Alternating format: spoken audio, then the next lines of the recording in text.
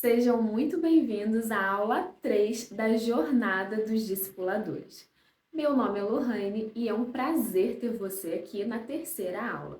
Se você perdeu a primeira e a segunda aula, é só você clicar em playlists no meu canal e você vai encontrar a Jornada dos Discipuladores, vai assistir da aula 1 até a aula mais recente. Hoje nós vamos falar sobre algo muito importante: por que evangelizar crianças? Por que nós evangelizamos crianças? Será que foi algo que surgiu da cabeça das pessoas? Será que é algo que simplesmente brotou e de repente todo mundo começou a falar? Porque até um tempo atrás, muitas pessoas acreditavam que as crianças não tinham pecado e que as crianças não eram responsabilizadas pelos seus atos diante de Deus. Mas hoje nós vamos ver o que a Bíblia diz a respeito da responsabilização ou do pecado da criança e por que nós evangelizamos essas crianças. Se esse é um assunto que te interessa, eu já te convido a se inscrever no canal, porque toda segunda-feira nós teremos uma aula nova da Jornada dos Discipuladores, onde estaremos falando um pouco mais sobre esse mundo de ministério infantil, de evangelismo de crianças, e vai ser um prazer ter você aqui com a gente. E eu também gostaria de te convidar a deixar um like, porque assim esse vídeo será entregue para muito mais pessoas. Vamos começar falando sobre o termo idade da conscientização. Primeiramente, é importante ressaltar que esse termo não existe em nenhum lugar na Bíblia. Não existe um versículo que diga que existe uma idade onde as crianças conseguem estar mais conscientes do seu pecado. Não tem um versículo que diga sobre isso, mas eu vou explicar o que é para aqueles que nunca ouviram falar. É basicamente uma crença que foi construída ao longo dos anos, onde as pessoas entendiam que as crianças, até uma certa idade, não tinham pecado ou não eram culpabilizadas pelos seus pecados. Deus não levava em conta esses pecados. O problema é que muitas pessoas colocavam cravado ali idades que não constavam na Bíblia. Por exemplo, muitas pessoas acreditavam que a partir dos 7 anos a criança começava a ser culpabilizada pelos seus pecados, mas que antes disso ela não seria. Outras pessoas acreditavam que a partir dos 12 anos isso acontecia. E outros já não sabiam muito o que falar, só falavam que criança não tinha pecado e ponto. Contudo, determinar uma idade onde a criança vai ser mais responsabilizada não carrega uma visão bíblica. A Bíblia não deixa claro a partir de qual idade a criança começa a ser responsável pelos pecados que ela comete.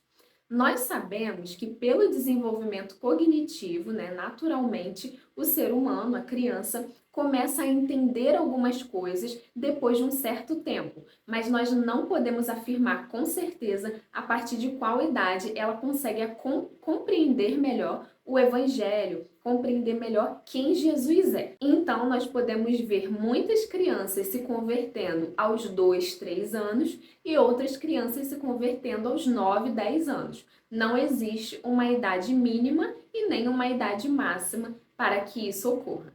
Bom, nós vamos começar com um versículo muito conhecido, que está lá em Marcos 16:15. Eu vou colocar aí na tela para você ver. E esse versículo diz: Ide por todo o mundo e pregai o evangelho a toda criatura. Eu não sei se na sua Bíblia tem alguma observação, porque na minha não tem, tá? Eu já procurei, mas não tem nenhuma observação dizendo que nós devemos pregar somente para pessoas a partir de determinada idade, ou que nós devemos pregar somente para os adultos. Na verdade, na Bíblia, a palavra de Deus diz que todos precisam receber a pregação do Evangelho. Então, você deve ir por todo mundo e pregar o Evangelho a toda criatura. Isso é sem exceção. Claro que se houvesse alguma exceção, Jesus falaria ali, olha, exceto as crianças, porque elas não precisam, elas não têm pecado. Mas a realidade é que todos precisam ouvir o Evangelho. Agora, nós vamos olhar um versículo que é muito confundido por aí, porque muitas pessoas olham para ele como uma condição para algo que ainda vai acontecer. Então, nós vamos ler agora Provérbios 22, versículo 6. Como nós podemos ver nesse versículo, ele não diz o seguinte: ensina a criança no caminho que deve andar e quando ela for velha ou quando ela envelhecer, somente quando ela for adulta, ela não se desviará dele. Muito pelo contrário, o versículo dá uma ideia de continuidade. Então ele diz: mesmo quando envelhecer, ou seja, está dando uma continuidade a algo que iniciou na infância. A criança foi ensinada e quando ela envelhecer, esse ensinamento vai permanecer enraizado no seu coração.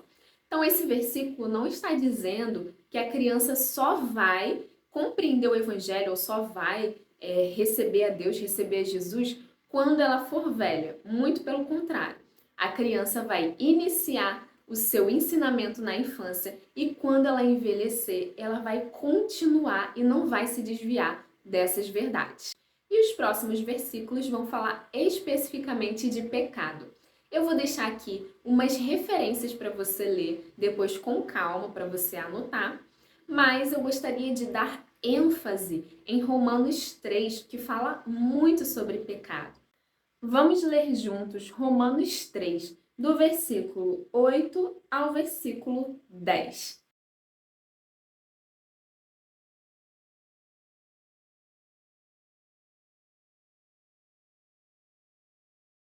Como nós podemos ver, não há nenhum justo, nenhum sequer. Paulo deixa claro que não há exceção quando nós falamos sobre pecado.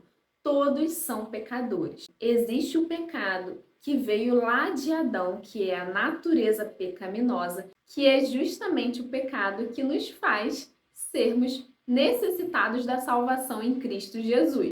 Ainda em Romanos 3, Paulo vai dizer que todos pecaram e destituídos estão da glória de Deus, ou melhor, carecem da glória de Deus. Todos são pecadores, sem exceção. Vocês não acham que se houvesse alguma observação a respeito das crianças, Paulo não deixaria claro? Exceto as crianças? Talvez ele faria uma observação? Ou quando chegasse nesse versículo que nós lemos em Romanos 3,10, falaria: não há nenhum justo, nenhum sequer, mas as crianças são justas. Na verdade, nós percebemos uma ênfase muito grande em mostrar que todas as pessoas, sem exceção, carregam o pecado dentro de si. A respeito da criança, a diferença só ocorre porque muitas pessoas confundem a ingenuidade delas com inocência. Inocência e ingenuidade são coisas totalmente diferentes. Inocência é ausência de culpa. Então, se alguém foi acusada de algum pecado que não cometeu, ela, na verdade, é inocente. Mas, se ela é ingênua, muitas vezes ela comete pecados, só que ela não sabe que aquilo é pecado, que ela está cometendo algo errado.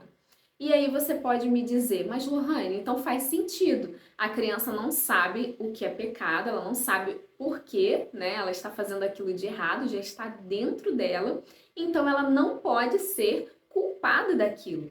Muito pelo contrário. A palavra de Deus vai dizer em Provérbios 1 que os ingênuos rumam para a morte. E é justamente por isso que Deus fala para instruirmos a criança. Afinal, se a gente for seguir essa lógica, nós vamos olhar para os adultos que pecam sem saber e vamos dizer que eles também são inocentes, certo? Eles não vão ser culpados porque eles estão pecando sem saber. Quando, na verdade, nós devemos instruir as crianças e mostrar o caminho certo para elas. Mostrar que Jesus morreu para a salvação, para a libertação dos seus pecados. Então, é nosso dever mostrar para a criança o que é pecado, o que ela está fazendo que não agrada a Deus e como ela pode ser perdoada, liberta do castigo do pecado. Porque, gente, todos são pecadores. Eu trabalho com crianças há muitos anos e em todos esses anos, sempre que eu perguntei, inclusive a última turminha de EBD que eu peguei, assim, na mesma faixa etária, foi uma turminha de 3 e 4 anos. e as crianças entendem perfeitamente o que é pecado e o que não é pecado. Sendo assim, é o nosso dever instruí-las para que elas possam sair desse estado de ingenuidade e ir para um estado de clareza, de revelação de quem é Jesus e o que ele fez por elas, para que elas tenham chance de recebê-lo em seu coração e tomar a decisão de segui-lo ou não segui-lo. Eu não sei se você conhece algum desses pastores que estão aparecendo aqui, alguma dessas pessoas, mas elas têm algo em comum.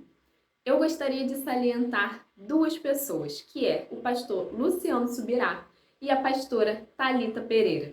Para quem não sabe, o pastor Luciano Subirá relatou em uma das suas pregações que aos 3 anos de idade ele recebeu Jesus porque o pai dele disse que todos pecaram e careciam da glória de Deus. E aqueles que não receberam a Cristo, infelizmente, viveriam e sofreriam o castigo que é a separação eterna de Deus. Então ele diz que, como ele não era bobo nem nada, ele resolveu seguir a Cristo.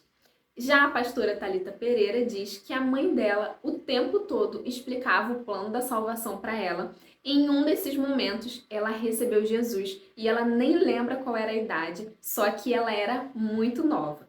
Ainda em Romanos 3, tem outros textos, é claro, que falam sobre essas coisas, mas aproveitando que nós estamos em Romanos 3, Romanos 3:22 diz que a salvação é para todos que acreditam em Jesus. Ou seja, se a criança já consegue acreditar em Jesus, ela pode sim escolher crer ou não crer, servir ou não servir, seguir ou não seguir a Cristo.